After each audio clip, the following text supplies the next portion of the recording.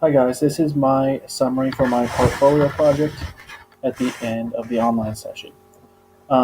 So what I have really liked so far about this class and learning is the new Google Sites. I feel like it has really pushed the portfolio, and I'm going to have my students next year make something along the same way, where they'll have their homepage, a little information about themselves. That way I can read it because I really think it's a nice way to have them introduce themselves. But we're going to have them do added pages for an engineering notebook. That's always something I've really had a hard time getting them to do on paper or on Google Drive. So I feel like if I get this regimented into their daily routine, they'll be able to do that. I also will have them put as part of their other pages or sublink pages will be the different projects where they'll actually put all their information, but I want them to make it a hyperdoc. So they'll link everything to embedded journals, which I think will be really, really important.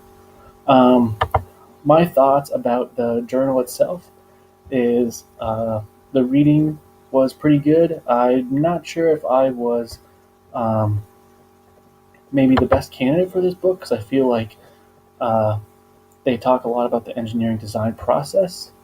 So it's kind of a no brainer for me to do this every day. Um, and it's really a feel good book for those people who have a hard time with project based learning. And so I actually thought it was a pretty quick read, and I didn't really mind it. Um, Answering the questions on Twitter was all right for me. Um, I thought Twitter's a new experience for me, so I was really trying to get used to that. And I think that overall that was a good experience. The other part of this was the HyperDocs project, and I really like the HyperDocs project because I already use them in class, and I was just upgrading a few of them that I was already making, and so it's nice to actually have some work to display. Our collaborative presentation at EdCamp was on HyperDocs, so we were able to do that and add that to our EdCamp presentation, which is here.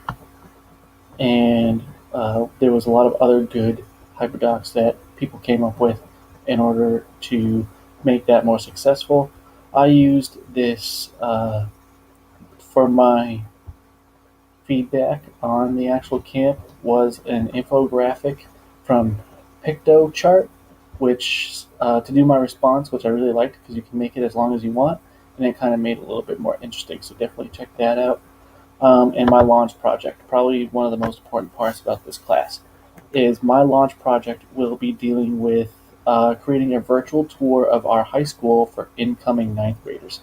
I'm doing this with the freshmen that I have and face it to them as a question of when you were coming into this high school, what do you wish you had known about this place that would have made it not as nerve wracking for you? What did you wish you had known? What did you wish you could see before you showed up? What did you want to be more familiar with? What were you unfamiliar with? So, how could you make a virtual tour of that for the kids coming here? So, I actually introduced Google Cardboard to them because with that app, you can take the panoramic pictures. And then with that, I found out that if you use Make VT, to make virtual tours, it's very easy to upload your panoramic pictures from Google Cardboard to Make VT, and I'll show you my tour. When you go to Make VT, you have to upload your panoramas. You can create hotspots and all this, so you can view the tour here. And so I used a combination of uh, Google Street View and Google Cardboard to make the pictures for this. The only thing is Google Street View, the pictures come out blurry when you use MakeVT. But when you use Google Cardboard, you actually can take better, clearer pictures, which is why I really like this.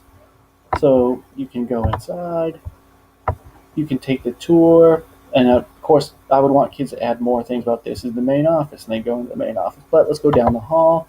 So you go down the hall, and oh, so you made it down to guidance in the first corridor. Oh, well, let's go to class. So you go to class. We just happen to go to class in my room today, which is great. All right, so we'll be doing some design thinking and project-based learning already because that's what we do here, and use 3D printers, of course, and all that other stuff. But oh, okay, it's time to go. And so the bell rings, and we need to go to class. All right, it's a little slow. So the bell rings, and we got to go to lunch. So you go to lunch, and oops, so you get a nice picture of the caf.